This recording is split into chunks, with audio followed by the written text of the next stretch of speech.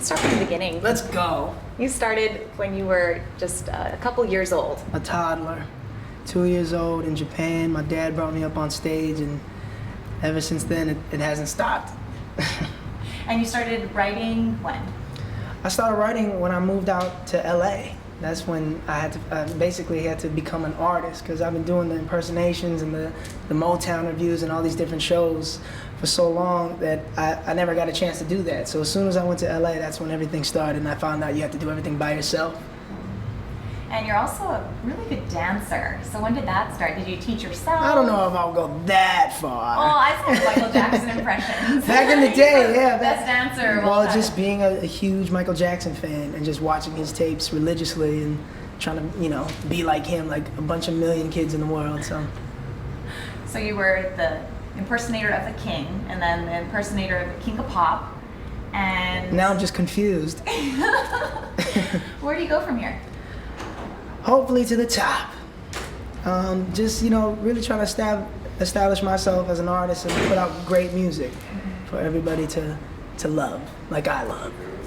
You play a lot of different instruments. Could you tell me which ones you play, and how did you get to learn all of that on your own? I mean, just being, from a musical family, it's always been at my house. I've always had a drum set, a piano, a guitar, and, never got training, but it was just always there, and I always wanted to, be like Jimi Hendrix. So I learned how to play guitar, and Little Richard, and I'll play the piano and play drums. So that's just how I learned, just being surrounded by it my whole life.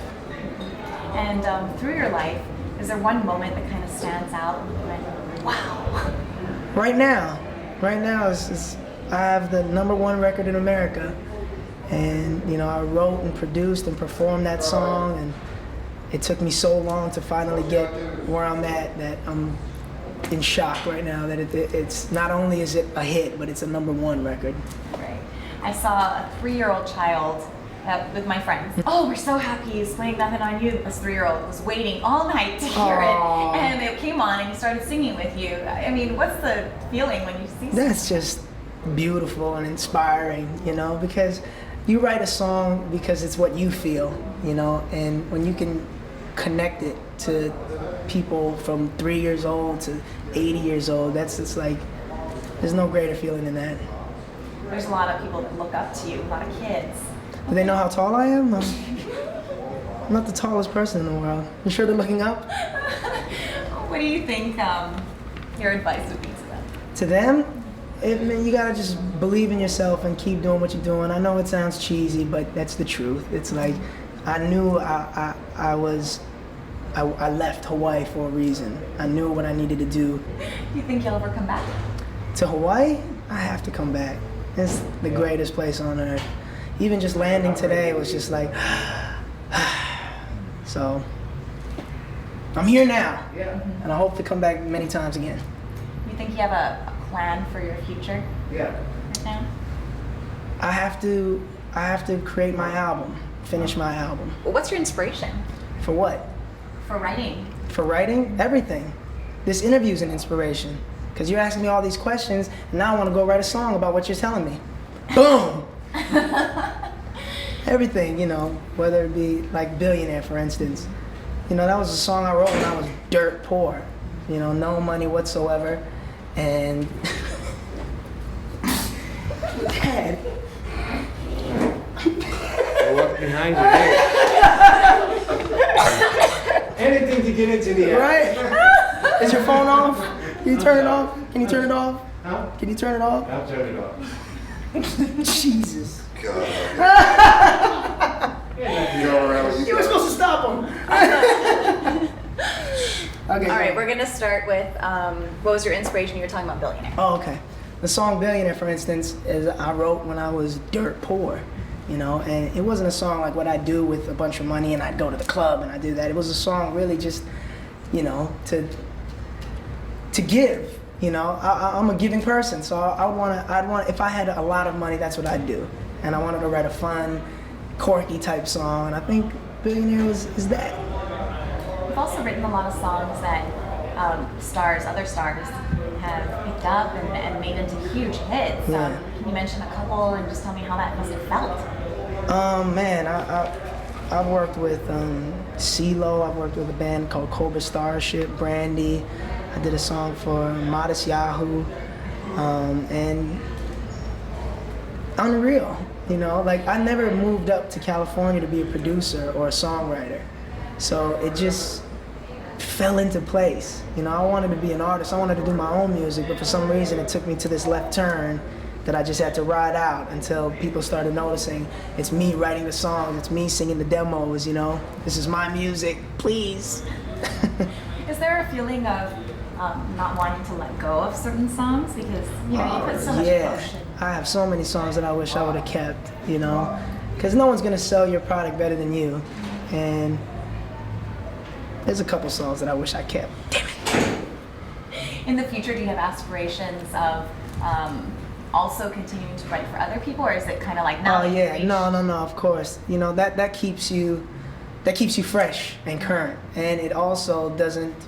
Like I go crazy in the studio when I write for myself, cause I'm just in there like freaking out, you know. And then like I'll go work with someone else, and I'm having fun, and I'll write a song. It'll turn out, you know, whether good or bad, I'll write a song, and it gives me a little break from my project. So I come back and finish what I started. When did you get your first taste of Hollywood?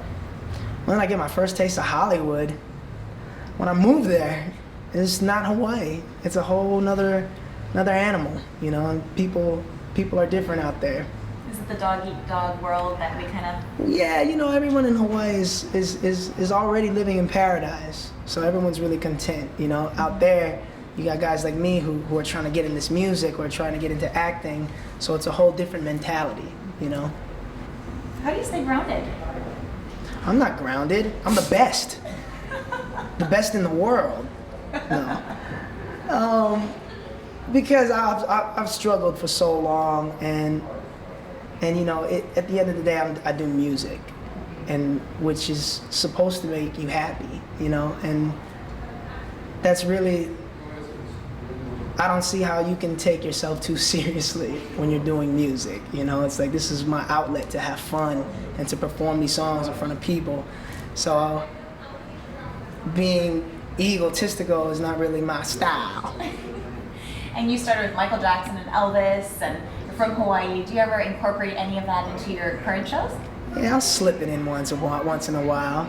They're the best, you know. Elvis has been an inspiration because he's just the coolest to me, and he was, you know, swag. Like that was 1950s swag when he would come out and just rock, you know. And Michael Jackson, of course, is the best showman of all time. So growing up watching them, I think really helped me become who I am. Your #1 song, right? Mm-hmm. It's out. Was there a big celebration? This is the celebration because we just found out yesterday. I picked up the magazine and there it was on the Hot 100, #1, with my name on it. So this is the celebration. I'm back home. It couldn't have come at a better time. And how do you keep the energy up throughout the whole show? A lot of alcohol, I'll be honest with you. No, I'm just kidding. Don't say that. Come on, man. How do I keep, you know what? I get the energy from the audience. You know, they give it to me. I want to entertain them, especially when they paid to come see me. I got to give them what they want. And it kind of seems like you've achieved the dream. Do you still have any dreams? You know, I never dreamt before in my life.